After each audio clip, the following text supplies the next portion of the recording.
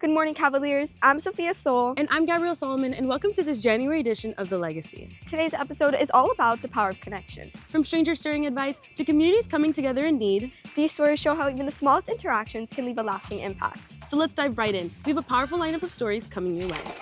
First up, we'll take a look at the story of Lindsay Lamchick, who took the simplest of things and transformed it into a way to bring comfort and dignity to people like herself. Then we'll bring you the story of Casa Planta, a garden where the serenity of nature leaves visitors captivated and without words. Our entertainment segment will then take us beyond campus, where our man on the street brings us honest reflections and advice for members of the community. Finally, we'll take a look at the Ronald McDonald House in Miami, where families find support and community while they navigate ongoing medical treatment. So stay tuned. We've got all this and so much more on The Legacy.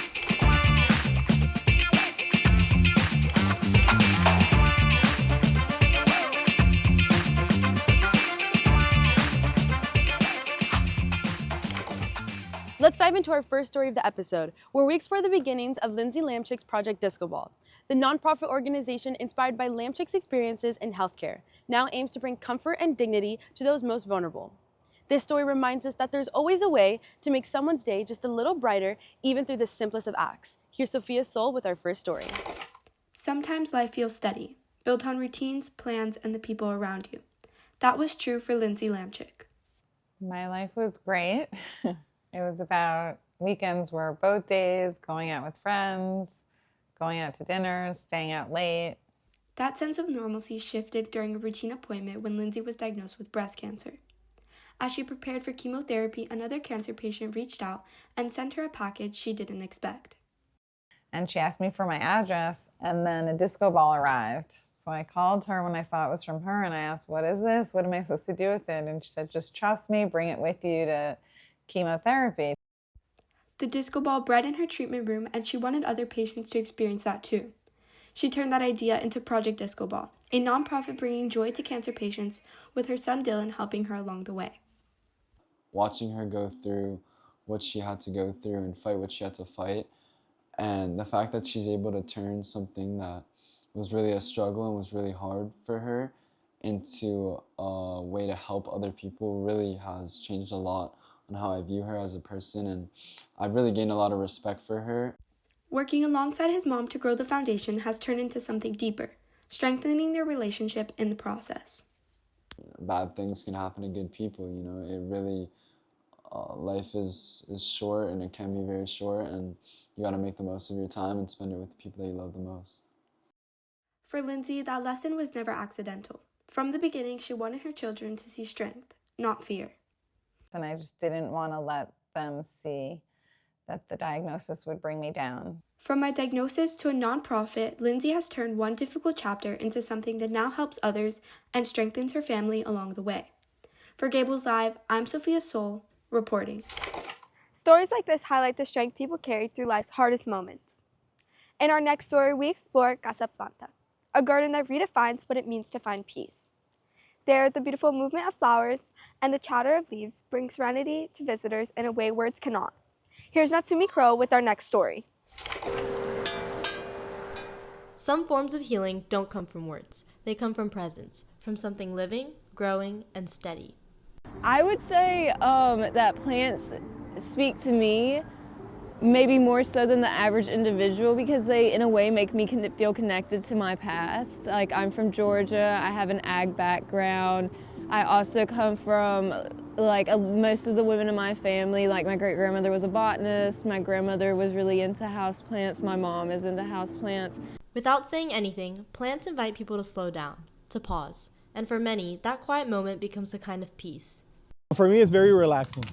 And the way that, it's seeing them grow, I would say, and seeing their changes, seeing the different colors as they go sometimes from darker to lighter, lighter to darker. Plants don't promise solutions. They don't explain themselves, but caring for something alive has a way of healing the person doing the caring. I've seen a lot of customers actually talking to our plants here. And that's something that I wasn't used to when I first started. But, everyone has their way of life. Without saying a word, plants create peace, and sometimes that quiet presence speaks louder than anything. For Gables Live, I'm Natsumi Crow, reporting. Thank you, Natsumi. We love to explore the deeper aspects of our community we don't see often. More stories are just around the corner. We'll see you after this short break.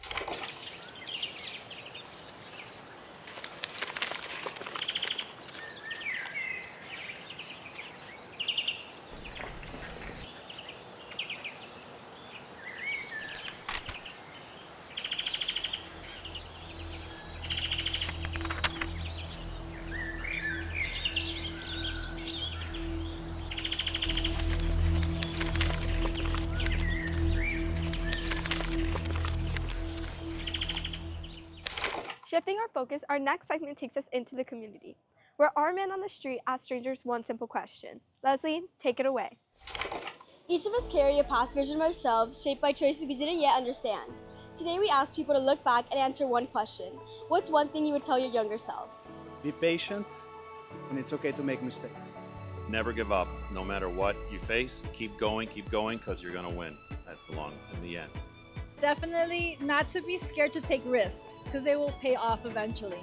So that's something I would tell myself. I would tell my younger self to believe that everything happens for a reason, and sometimes when you're in a situation and you're not happy and it always gets better, so you'll end up where you want to be and be happier than you ever could have imagined. Go away for college. No matter what, you can always come back, but you got to try it first. Just to look forward always and be positive that you can do whatever you want in life. If you really want it, you can get it.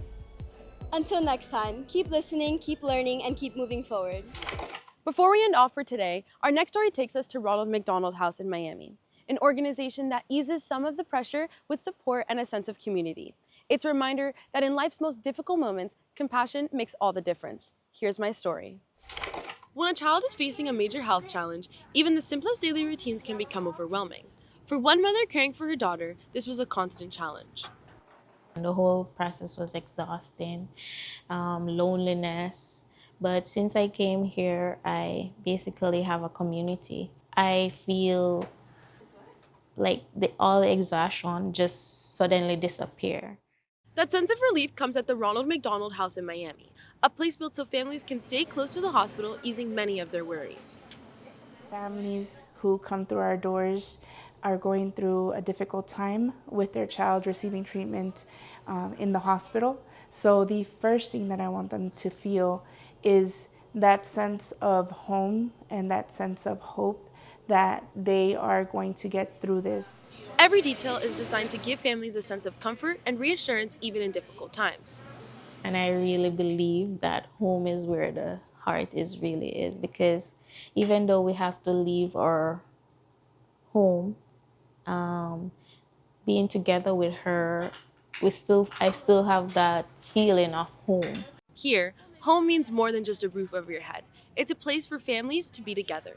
Just being able to share this experience, and these family help to motivate me when I see them maybe get discharged from the hospital, or their child don't need to go to the hospital for a while. Through shared spaces and support, families can find moments of joy uplifting each other. Even my child, when they have like the arts and craft, and they can smile and laugh and run around, that's really helped me. I really like that. I like the activities, making activities. I like them all. Everything here is organized in a way so parents can focus on what matters most, their child's care. We try to make sure that every single action that we do takes one less stress from the family, from the parent, from the child, and just making sure that when they're here, their main focus is the healing journey of their child. For Felicia, Morgan's family, and many more, the Ronald McDonald House isn't just a place to stay. It's a home for when they need it most. For Gables Live, I'm Gabrielle Solomon, reporting. Stories like today remind us that connections shape the way we experience the world. Whether it's through kindness, shared experiences, or support in difficult moments, it's those connections that leave a lasting impact. Thank you for joining us for yet another heartfelt episode. With many more to come, we'll see you next time on The Legacy.